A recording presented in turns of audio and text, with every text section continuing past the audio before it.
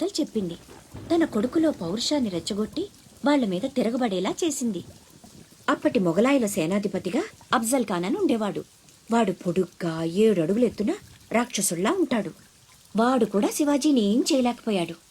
అందుకని సంధికని పిలిచి కౌగిలించుకున్నట్టు నటించి వీపులో కత్తితో పొడిచాడు. అమ్మో, శివాజీ చచ్చిపోయాడా? లేదురా, శివాజీకి ఉక్కు కవచం ఉంది. ఇనుపగోళ్లతో అఫ్జల్ ఖాన్ గుండెని 2గా చీల్చేశాడు. అది చూసి జనం ఛత్రపతి ఛత్రపతి అని శివాజీని పొగిడారు. ఛత్రపతి అంటే ఏంటమ్మా?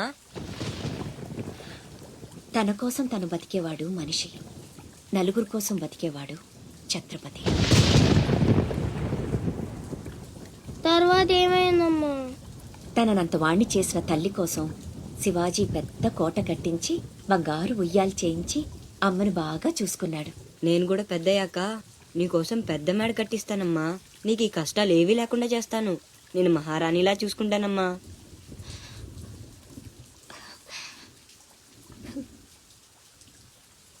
నువ్వు చాలా గొప్పవాడు అవుతావు నాన్న.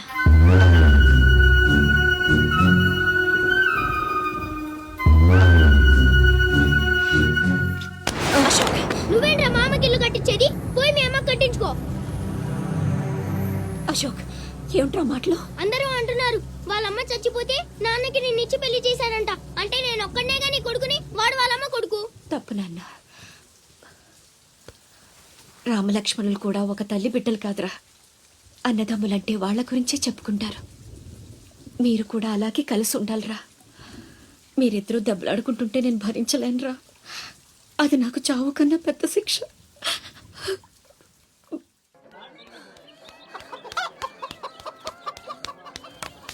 అమ్మా అమ్మా అమ్మా, ఈరోజు నీ పుట్టినరోజు కదమ్మా. నీకు ఇష్టమని జంట మామిడి పళ్ళు తెచ్చాను.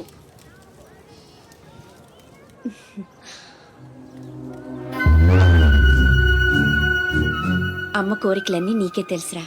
పండు చాలా బాగుందన్న. ఎక్కడి నుంచి తెచ్చావు? సత్తన్న తోటలో దొంగతనం చేసి తెచ్చాడు. ఏరా, దొంగతనం చేసావా? లేదమ్మా. అబద్ధం చెప్తున్నాడమ్మా. ఇందాక బడేకి కొట్టి దొంగతనానికి వెళ్ళాడు. కావాలంటే ఒట్టేసి చెప్పమను. ఒట్టేసి చెప్పరా.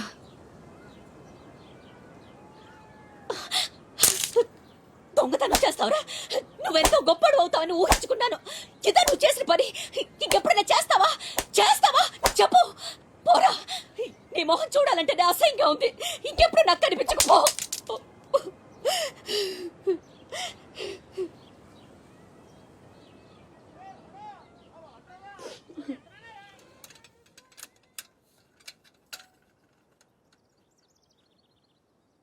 పుల్లయ్యగాడు ఊరగాయకు అందకాయ అడిగాడు, ఇచ్చావా? ఇచ్చాను. సత్తన్నా, ఏంటమ్మా? మా పెద్దబ్బాయి వీటిని మీ తోటలో దొంగతనం చేశాడు. ఆహా, క్షమించన్నా. భలేదానివమ్మా. ఇది నీకు ఇష్టమని అడిగాడు. దాందే ఉంది తీసుకెళ్ళరా అంటే నాకు ఒట్టినే వద్దు అని తోటలో సందటాల దాకా పనిచేసి మరీ తీసుకొచ్చాడమ్మా. ఇంకో 4 పట్టుకెళ్ళరా అంటే నేను మా తమ్ముళ్లాగా ఈ జంట మామిడి పళ్ళు అంటే మా అమ్మకి ఎంతో ఇష్టమని కోసుకెళ్ళాడత్త.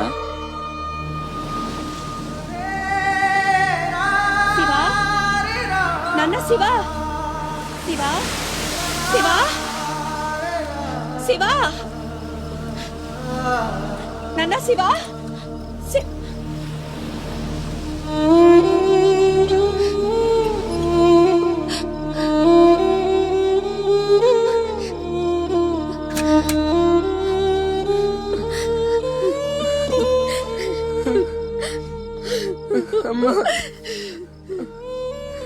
ఎందుకు నాన్న నిజం దాచావు?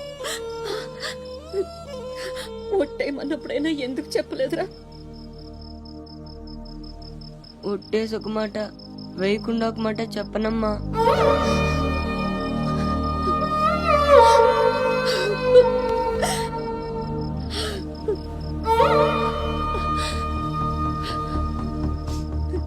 ఇంటికి వెళ్దాం పోదు నాన్న. నిద్ర వస్తుంది. కాసేపు నీ ఒళ్ళో పడుకుంటానమ్మా.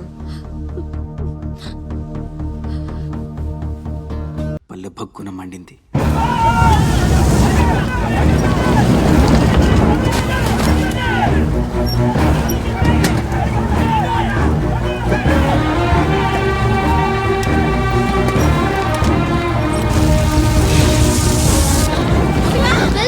బాబు, మా శివ కనిపించాడా? అమ్మా, శివ!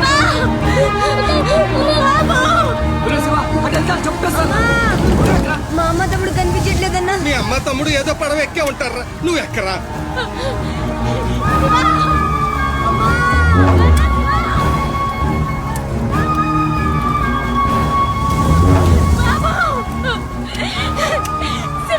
అమ్మా అన్నయ్య ఎక్కడ?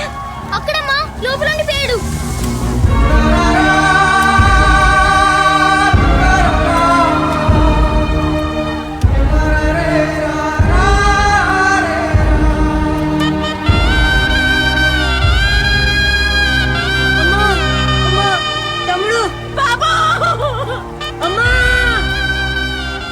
దూకితే చచ్చిపోతారా, వెనక్కలు ఏదో పడవలో వస్తారులేరా.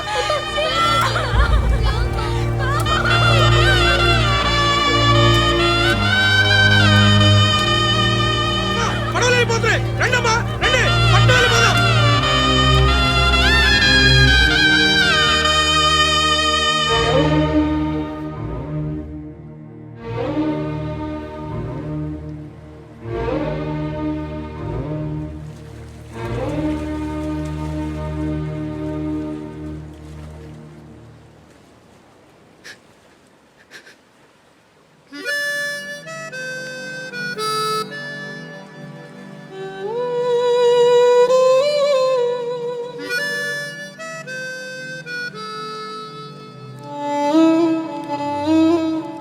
నా పేరు భద్రం.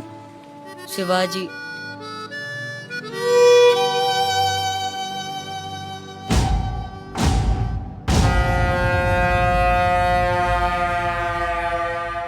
బాజీరావు గారు, పేళ్లతో కలిపి ఇప్పటి వరకు వెట్టి చాకిరీకి అదే మీరు చేరదీసిన కాంతిసీకుల సంఖ్య 3000కు పైమాటే.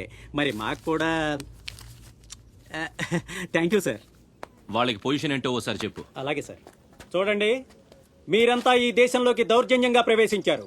న్యాయంగా అయితే మిమ్మల్ని వెనక్కి తరిమెయ్యాలి. కానీ అన్న బాజీరావు గారు మీ మీద జాలి పడుతున్నారు. కాబట్టి మేము చూసి చూడనట్టుంటాం. గుట్టుగా కాగితాల మీద సంతకాలు చేసి ఆయన పెట్టింది తిని బతకండి.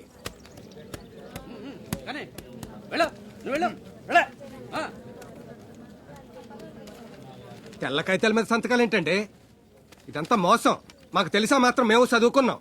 ఇక్కడ కాకపోతే బయట ఎక్కడో పని చేసుకు బతుకుతాం. మేము సంతకాలు పెట్టమండి.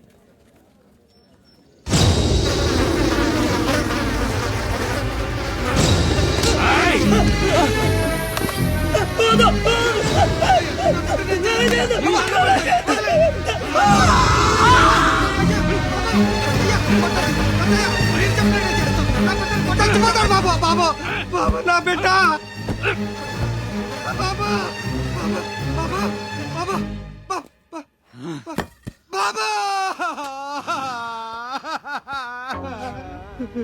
ఏయ్, చూశారుగా, ఎదురు తిరిగినోడు చావడు, వాడి వెనకున్నోడు చేస్తాడు.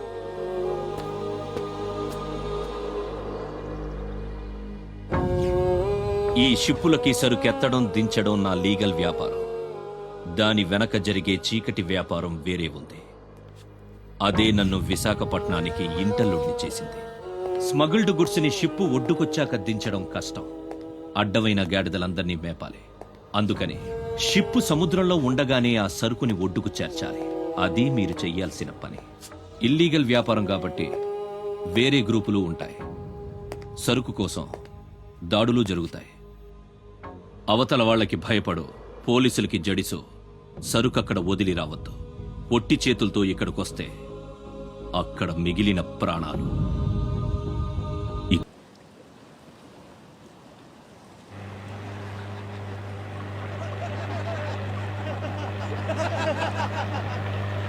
ఇంతకీ ఆడు చచ్చుంటాడా బతికుంటాడా? వాడు చచ్చే ఉంటాడన్నా. ఇంతసేపు ఎక్కడ బతుకుతాడన్నా?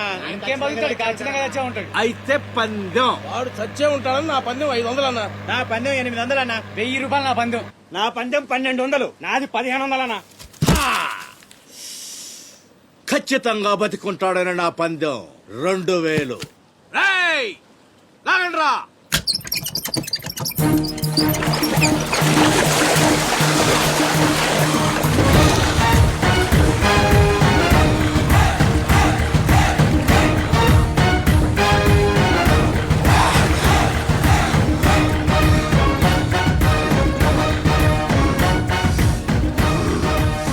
నాకు తెలుసురా ఆడు చావడని. ఆడి బాడీ బాక్స్ ఆఫీస్.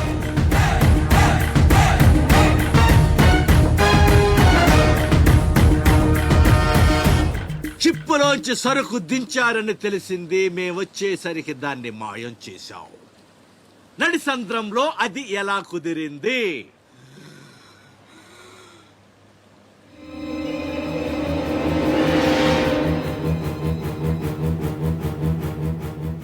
సొరచాప. మళ్ళీ పందెం. ఈసారి కిందకు దించితే ఆ చేప ముందు వీడి తల తింటదా, మొండెం తింటదా? మెత్తగుంటది కదన్నా, ముందు మొండమే తింటది. యాదవ్వా, ఆ చేపకు ఏ మాత్రం బుర్రున్నా ఈడి గ్లామర్ చూసి ముందు తల తినేస్తది. దించండమ్మా, దించండి. చెప్తున్నాడు రా, చెప్పేస్తున్నాడు రా. చెప్తాడన్నా. చెప్పమ్మా. ఇప్పుడే వదిలే, నీ ఒక్కడి కాళ్ళు ఎర్రగొడతా. ఇంకా లేట్ అయిందంటే మీ అందరి కాళ్ళు ఇరిగిపోతాయి.